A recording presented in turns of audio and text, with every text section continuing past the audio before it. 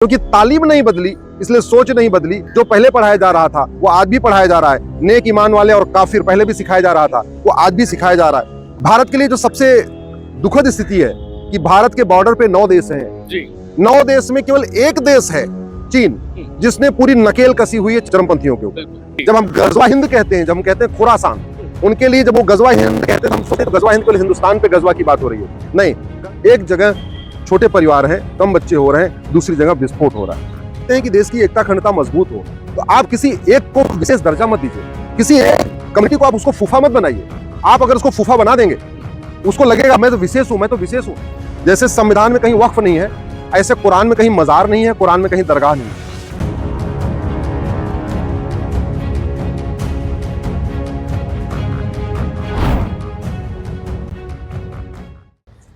जम्बू द्वीपे भरत खंडे आर्यावर्ते भारतवर्ष। जम्बू टॉक्स देखने वाले हमारे सभी दर्शकों का बहुत स्वागत अभिनंदन। मैं आपके साथ निधीश गोयल, और आज हमारे साथ है जिन्हें हम PIL मैन ऑफ भारत के नाम से भी जानते हैं, सुप्रीम कोर्ट में एडवोकेसी करते हुए, जिन्होंने जनहित के बहुत सारे काम सुप्रीम कोर्ट के माध्यम से जो हमारे देश के लोगों के लिए कर रहे हैं। That is the one man, mister Ashwini Upadhyay ji. Ashwini ji, आपका बहुत स्वागत है। बहुत बहुत धन्यवाद। कैसे हैं आप? बहुत बढ़िया, फर्स्ट क्लास।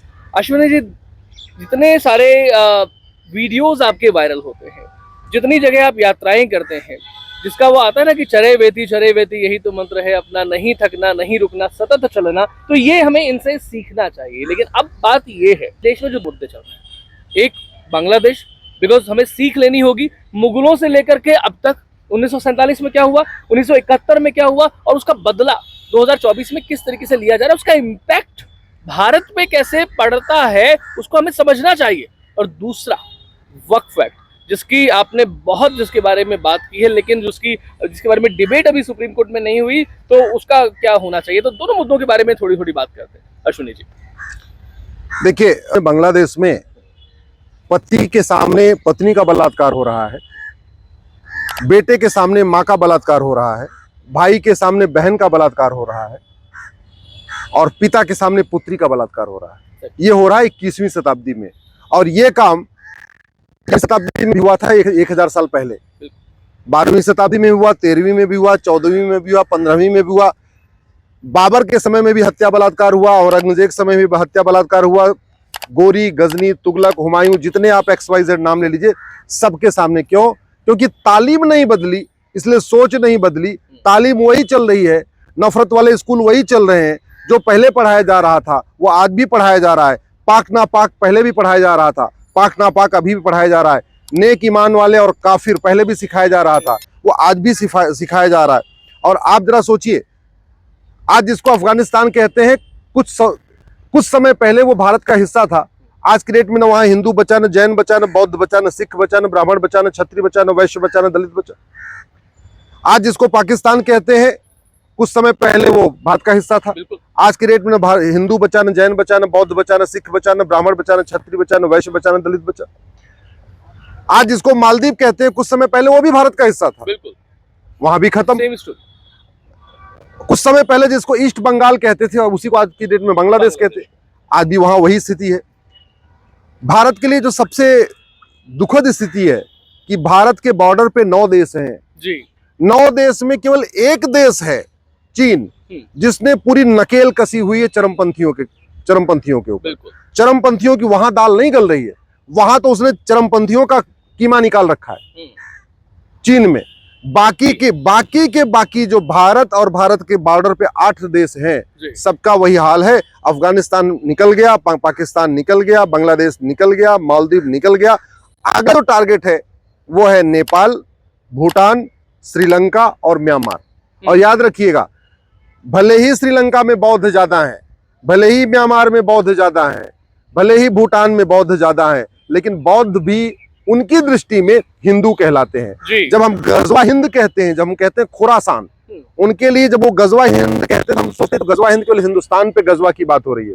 नहीं, गजवा हिंद का मतलब जो खुरासान एरिया है, जिसको खुरासान कहते हैं, वो पूरे खुरासान को कन्वर्ट कर देना। खुरासान को कन्वर्ट करने में 4 देशों में सफल हो चुके उन्होंने। अफगानिस्तान कन्वर्ट कर लिया, पाकिस्तान कन्वर्ट कर लिया, बांग्लादेश अब कन्वर्ट हो जाएगा, मालदीव कन्वर्ट हो चुका। अब नंबर है भारत, श्रीलंका, म्यांमार, भूटान और नेपाल का। और भारत के भी अंदर 9 राज्य आपके हाथ से निकल चुके हैं। जी मेरी पीआईएल चल रही सुप्रीम कोर्ट में, 9 राज्यों में हिंदुओं को माइनॉरिटी का दर्जा दो। डिस्ट्रिक्ट वाइज देखिए तो 800 जिलों में से 200 जिले में हिंदू खत्म। हिंदू का मतलब जब मैं हिंदू कह रहा हूं तो हिंदू, जैन, बौद्ध और सिख खत्म। ठीक है। 6000 तहसीलों में से 1500 तहसीलों में हिंदू, जैन, बौद्ध, सिख खत्म। और जब हिंदू खत्म तो इसका मतलब अगड़े भी खत्म, पिछड़े भी खत्म, दलित भी खत्म, सवर्ण भी खत्म, ब्राह्मण भी खत्म, क्षत्रिय भी खत्म, वैश्य भी खत्म, दलित भी खत्म। जब कश्मीर में हिंदू खत्म हुए तो इसका मतलब ये नहीं कि कश्मीर में ब्राह्मण खत्म हुए। जी, जी। कश्मीर में हिंदू खत्म हुए यानी ब्राह्मण, क्षत्रिय, वैश्य, दलित, अगड़े पिछड़े, दलित, सवर्ण सब खत्म हुए। सारे खत्म। ठीक है। आपके मेघालय में, आपके मिजोरम में, आपके नागालैंड में, आपके लद्दाख में, आपके लक्षद्वीप में जहां हिंदू खत्म हुए हैं, केवल हिंदू खत्म नहीं हुए। स्वाभाविक सी बात है, जब हम कहते हैं हिंदू तो हिंदू में सामान्यतया उसमें 75% SC ST OBC होते हैं। ठीक है। तो अगर पाकिस्तान में हिंदू खत्म हुए, इसका मतलब पाकिस्तान में 75% SC ST OBC खत्म हो गए, 25% में ब्राह्मण, क्षत्रिय भी, वैश्य भी खत्म हो गए। तो ये, लेकिन भारत के जो जातिवादी कहते नहीं नहीं वो तो हमारे दलितों पे कोई अत्याचार नहीं है। अरे भैया, स्वाभाविक सी बात है, जो वास्तव में जो ठीक ठाक लोग थे वो तो पाकिस्तान से पहले निकल आए थे। जो वहां पे कन्वर्ट किए गए, जो हत्या बलात्कार हुआ है, जिनको मतलब जिनकी दुकान आज भी लूटी जा रही है, वो और कोई नहीं है, SC ST OBC हमारे भाई हैं, वो भी हिंदू ही है। अब विषय है कि इसका समाधान क्या है। देखिए, समाधान बड़ी सीधी सी बात है, आपको समाधान चीन से सीखना पड़ेगा। चीन में धर्मांतरण क्यों नहीं होता, चीन में घुसपैठ क्यों नहीं होती, चीन में जनसंख्या विस्फोट क्यों नहीं होता, चीन में अराजकता क्यों नहीं है। एक तरफ चीन को रख लीजिए, दूसरी तरफ दुबई को रख लीजिए। दुबई, ठीक है। दुबई में भी 80-20 का रेशियो है। बिल्कुल है ना। आप बताइए, जो बांग्लादेश में काम हो रहा है वो दुबई में क्यों नहीं होता। सही, वहां विचार नहीं है। हिंदू कम है दुबई में, मुस्लिम वहां 80% है। इसके बावजूद दुबई में कोई जमाती जाके हिंदुओं का घर क्यों नहीं जलाता। आप मुझे कोई एक एग्जाम्पल बताइए कि कभी अरब में, दुबई में, कुवैत में, बहरीन में, मस्कट में, ओमान में हिंदुओं को घर में आग लगाई गई हो। ये बहुत इंटरेस्टिंग पॉइंट है, शायद दर्शकों को किसी के दिमाग में आया हो, नहीं आया हो, लेकिन ये आ जाएगा।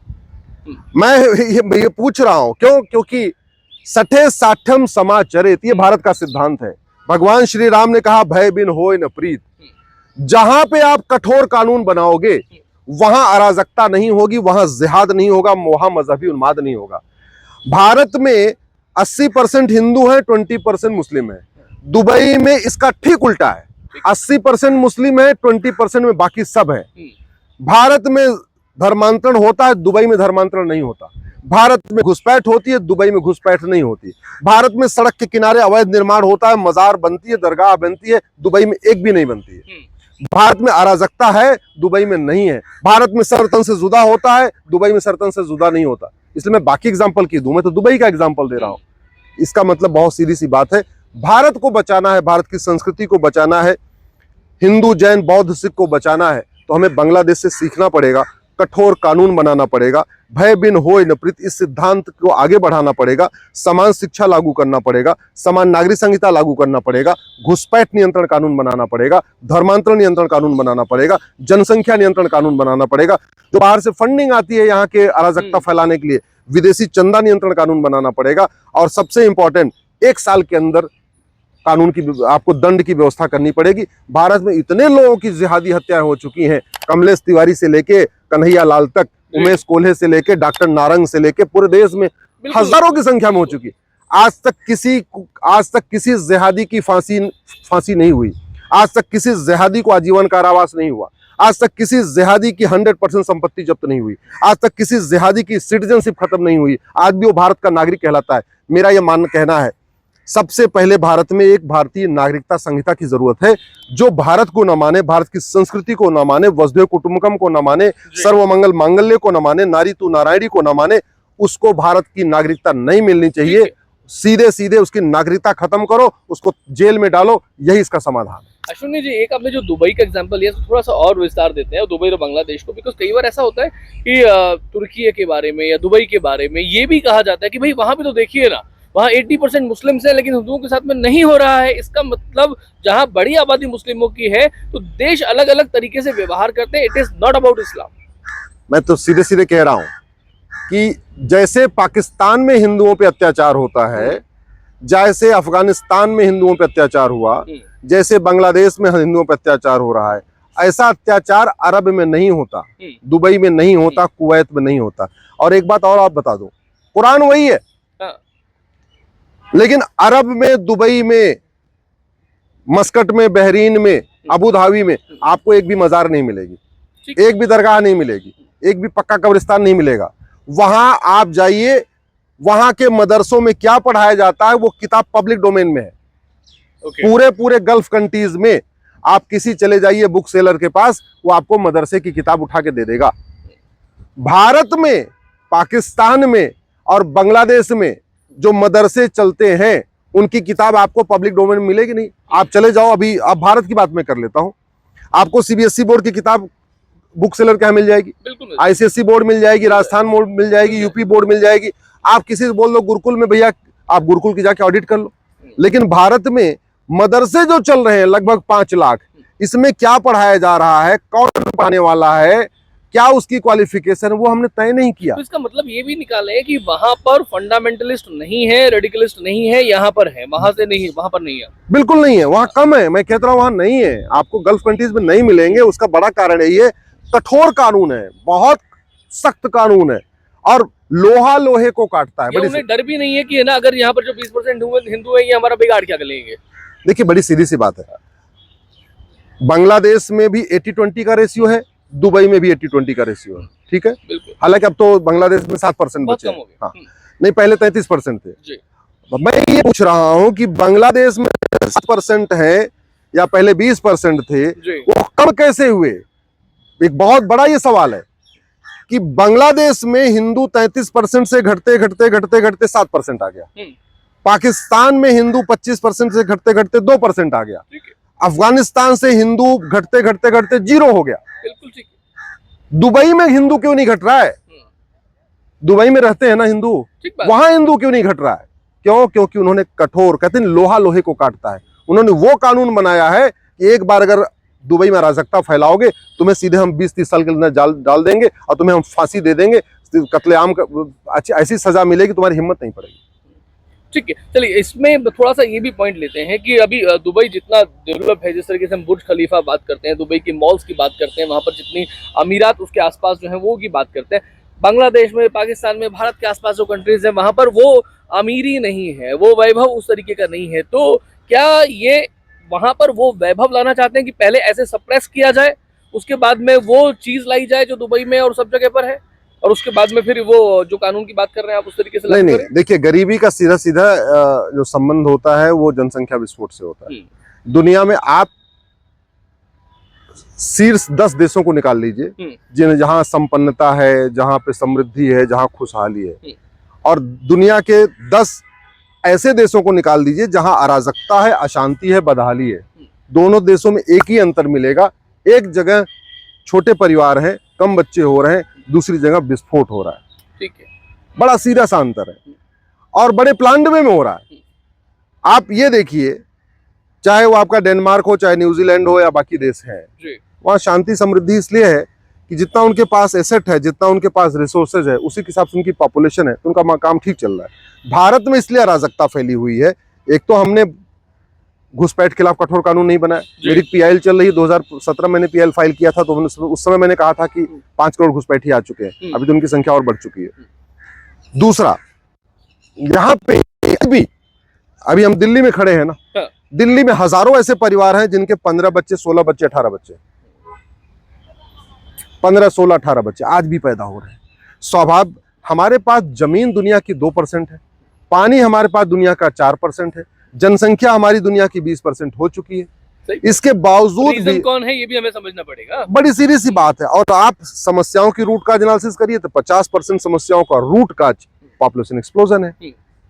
नकली दूध पीना पड़ रहा है, एयर पोल्यूशन का रूट काज, वाटर पोल्यूशन का रूट काज, इसके अलावा जो और सब जंगल खत्म होते जा रहे हैं, कम होते जा रहे हैं। इंटरेस्टिंग पॉइंट है कि हमें इसके रूट कॉज में जाएंगे थोड़ा सा। इस पर यहाँ पर ये भी प्रकाश डालिए चलते चलते अश्विनी जी की, जब वेस्ट की बात आती है, बहुत सारे लोग कहते हैं कि भाई ये किया धरा अमेरिका का है, तो basically America is using the fundamentalist, या वो लोग अमेरिका को यूज कर रहे हैं, या फिर आपस में देख रहे हैं कि किस टॉल जो है उसमें वजन किसका कब ज्यादा है। मैं ये पूछ रहा हूं, अगर अमेरिका ही फंडामेंटलिस्ट को यूज कर रहा है तो अमेरिका चीन में फंडामेंटलिस्ट को क्यों नहीं यूज कर पा रहा है? अमेरिका कुवैत में फंडामेंटलिस्ट को क्यों नहीं यूज कर पा रहा है? अमेरिका बहरीन में और दुबई में फंडामेंट्स को क्यों यूज नहीं कर पा रहा है? देखिए बड़ी सीधी सी बात है, ये एक ऐसी सोच है पाक नापाक वाली। आप उसको क्रश कर दोगे तो ठीक रहेगी और क्रश नहीं करोगे तो फैल जाएगी। ऐसे कुछ जहरीले पौधे होते हैं, ठीक है, ऐसे जहरीले पौधे होते हैं, अगर आप उनको ऐसे उखाड़ के फेंक दोगे तो आपका घर सुरक्षित रहेगा, आपका बाग, आपका बगीचा सुरक्षित रहेगा। अगर आप नहीं उसको उखाड़ोगे तो आपके बगीचे में फैल जाएगा। मैं आपको दूसरा एग्जांपल देता हूं। आम का वृक्ष लगाना पड़ता है। आम अच्छा पेड़ है, फल देता है, उसको लाना पड़ता है, उसकी सिंचाई करनी पड़ती है, उसकी निराई करनी पड़ती है, जानवरों से रक्षा करनी पड़ती है। बबूल को लगाना नहीं पड़ता, बबूल को पानी नहीं देना पड़ता, बबूल को खाद नहीं देना पड़ता, और बड़ी बात ये बबूल को जानवर भी नहीं खाते। आम आप लगा के छोड़ दोगे, उसकी अगर सिक्योरिटी नहीं करोगे, उसकी फेंसिंग नहीं करोगे तो जानवर आके आम को खा जाएगा। आप बबूल को फेंसिंग करने की जरूरत नहीं, बबूल कोई आके नहीं खाएगा। तो अगर बबूल जैसे ही आपको दिखाई पड़ा आपने उसको जड़ से उखाड़ के फेंक दिया, फिर तो आपका आम बचेगा। और आपने अगर आम को रहने दिया तो बबूल को रहने दिया तो आम अपने आप सूख जाएगा। ये नेचर से हमें सीखना चाहिए। चलिए मैं यहाँ पर आम और बबूल कभी एक साथ नहीं रह सकते। ठीक है, आप एक आम का पेड़ लगाइए, एक बबूल का पेड़ लगाइए, 5 से 6 साल के बाद आम अपने आप ऑटोमेटिकली सूख जाएगा और बबूल बड़ा हो जाएगा। एक बबूल की बात और कर लेते हैं, दैट इज वक्फ बोर्ड जो है वो भी हमारे लिए बबूल, बल्कि बबूल के बहुत सारे वृक्षों जैसा उस तरीके का बिहेव कर रहा है। अभी जो रिपील करने की बात हुई थी, तो रिपील करते और अमेंडमेंट किया तो इन दोनों में अंतर क्या आता? बिकॉज रिपील करने के बाद में तो सारी प्रॉपर्टी एक तरीके से ऑटोमेटिकली वहां चली जाती ना। नहीं, हमारा व्यक्तिगत ये मानना है कि वो जो 10 लाख एकड़ जमीन है उसकी सबकी ऑडिट होनी चाहिए, और फिर उसके बाद भारत में एक यूनिफॉर्म चैरिटी कोड होना चाहिए, यूनिफॉर्म एंडाउमेंट कोड होना चाहिए, यानी समान दान संहिता, समान धर्मस्थल संहिता और समान संपत्ति, यूनिफॉर्म प्रॉपर्टी कोड, समान संपत्ति संहिता।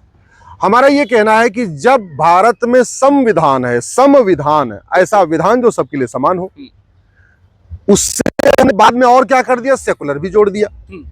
तो जब सेकुलर भी जोड़ दिया, फिर भारत में मजहब के आधार पे एक बोर्ड क्यों, मजहब के आधार पे ट्रिब्यूनल क्यों, मजहब के आधार पे कानून क्यों? भारत का संविधान केवल 2 लोगों के लिए अलग से कानून बनाने को परमिशन देता है, एक महिलाओं के लिए, एक SC ST के लिए। आप महिला आयोग बना सकते हैं, महिलाओं के लिए अलग से मंत्रालय बना सकते हैं, महिलाओं के लिए अलग से कानून बना सकते हैं। दूसरा कहता है SC ST के लिए अलग से आयोग बना सकते हैं, अलग से मंत्रालय बना सकते हैं। रिलीजन के आधार पे, मजहब के आधार पे संविधान कहता है कि ना, मजहब के आधार पे कोई मंत्रालय नहीं होगा, मजहब के आधार पे कोई आयोग नहीं होगा, मजहब के आधार पे कोई बोर्ड नहीं होगा, मजहब के आधार पे कोई ट्रिब्यूनल नहीं होगा, मजहब के आधार पे कोई योजना नहीं होगी। सब चल रहा है और सब मजहब के आधार पे चल रहा है। इसलिए मेरा ये कहना है, अच्छा ठीक है आपने मजहब के आधार पे कर दिया, अगर आपको चलो मजहब के आधार पे वक्फ बोर्ड चलाना है, वक्फ ट्रिब्यूनल चलाना है, तो उसका सबसे बढ़िया तरीका है प्रीएम्बल से सेकुलर शब्द हटा दीजिए। एक तरफ सेकुलर और एक तरफ मजहब के आधार पे ट्रिब्यूनल और मजहब के आधार पे बोर्ड, ये नहीं चलेगा। फिर तो बढ़िया है कि आप संविधान से सेकुलर शब्द हटा दीजिए, फिर इसको संविधान मत कहिए, समान विधान, इसको बहुविधान कहिए। ठीक है। और हिंदू के लिए हिंदू बोर्ड और हिंदू ट्रिब्यूनल, जैन के लिए जैन बोर्ड और जैन ट्रिब्यूनल, अलग अलग कर दीजिए। पारसी के लिए पारसी बोर्ड, पारसी ट्रिब्यूनल, सिख के लिए सिख बोर्ड और सिख ट्रिब्यूनल, ईसाई के लिए अपना ईसाई बोर्ड, ईसाई ट्रिब्यूनल, यहूदी के लिए यहूदी बोर्ड, यहूदी ट्रिब्यूनल, बहाई के लिए बहाई बोर्ड, बहाई ट्रिब्यूनल। फिर तो सबके लिए चलने दीजिए। ऐसे नहीं होगा कि, मैंने कहा ना, जब आप चाहते हैं कि देश की एकता अखंडता मजबूत हो तो आप किसी एक को विशेष दर्जा मत दीजिए, किसी एक कमेटी को आप उसको फूफा मत बनाइए। आप अगर उसको फूफा बना देंगे, उसको लगेगा मैं तो विशेष हूं, मैं तो विशेष हूं, तो कभी मिक्स नहीं होगा।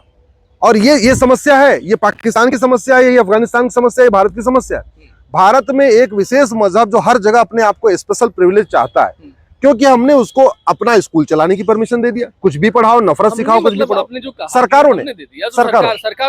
सरकारों को 1975 की बात थी जब सेकुलर लगाया गया। सेकुलर पहले से प्रीएम्बल में इस तरीके से नहीं था। अगर हम आज बात करें, आपने संविधान की बात की, 2024 में इलेक्शंस हुए, संविधान आरक्षण की बात, चाहे वो संविधान हटाने की बात ही नहीं कर रहे होंगे, आरक्षण हटाने की बात ही नहीं कर रहे होंगे, लेकिन जहां 400 पार की बात आ रही थी वहां 240 पे आ गए। तो ऐसे में अगर वहां पर हटाएंगे पूरा का पूरा उन चीजों को जो बरसों से चली आ रही हैं, तो उसका परिणाम क्या देश में नहीं बड़ा हो सकता? नहीं, अब आपको बताऊं, जो 400 पार का नारा हुआ और जो फेक नैरेटिव चला, उसके 2 कारण हैं। पहला, भारत में झूठ बोलना, झूठी बात करना, झूठा वीडियो बनाना, ठीक है, झूठा हलफनामा, झूठ गंभीर अपराध नहीं है भारत में। ठीक है। दूसरा जो गलती हुई है, हाँ। ये तो कहा अब की बार 400 पार, सभी रैलियों में बोला अब की बार बताया 400 नहीं पार, लेकिन ये नहीं बताया क्यों चाहिए 400 पार। अब जब ये नहीं बताया क्यों चाहिए 400 पार, तो इंडिया अलायंस ने उसको उसमें झूठ अपनी परोस दिया। SC ST के बीच में वीडियो वायरल कर दिया कि देखो जी इनको 400 पार चाहिए आरक्षण खत्म करने के लिए। मराठाओं के बीच में वायरल कर दिया, इनको 400 पार चाहिए, जो तुम्हारा आरक्षण मिलने वाला वो खत्म कर देंगे। ऐसे राज्यवार उन्होंने अलग अलग फेक वीडियो फैलाए। और आपको पता है कि माननीय प्रधानमंत्री जी के 5 फेक वीडियो वायरल हुए, गृह मंत्री जी के 5 फेक वायरल हुए। और कानून इतना सड़ा हुआ है, कानून इतना घटिया है कि उन लोगों को सजा नहीं हुई जिन्होंने प्रधानमंत्री गृह मंत्री को वीडियो वायरल किया। आम जनता की क्या मजाल। मैं इसलिए तो बार बार कहता हूं, आखिर दुबई में किसी की हिम्मत क्यों नहीं पड़ती फेक वीडियो फैलाने की? चीन में फेक वीडियो फैलाने की हिम्मत क्यों नहीं पड़ती वहां के प्रधानमंत्री के खिलाफ? चीन में चीन के शासक के खिलाफ, या अमेरिका के शासक के खिलाफ, या आप सिंगापुर के शासक के खिलाफ, या दुबई के सुल्तान के खिलाफ फेक वीडियो फैलाने की हिम्मत क्यों नहीं पड़ती? और भारत के गृह मंत्री और प्रधानमंत्री के खिलाफ फेक वीडियो फैलाने की हिम्मत क्यों पड़ती है? अंतर केवल एक है, उनका कानून कठोर है, हमारा कानून घटिया है। लॉ से चलता है देश, अगर लॉ से चलता है, कानून से चलता है, तो हमें उसमें समझना पड़ेगा। फाइनली वक्फ बोर्ड का जो अभी चल रहा है इस समय लेटेस्ट स्टेटस जो है, और वो आगे कहाँ जा सकता है, किस तरीके से आगे, बिकॉज जो हमारे पास में है और जो आपकी दूरदर्शिता कह रही है कि ये सरकार इस तरीके से काम करेगी, तो वो हमें समझना पड़ेगा।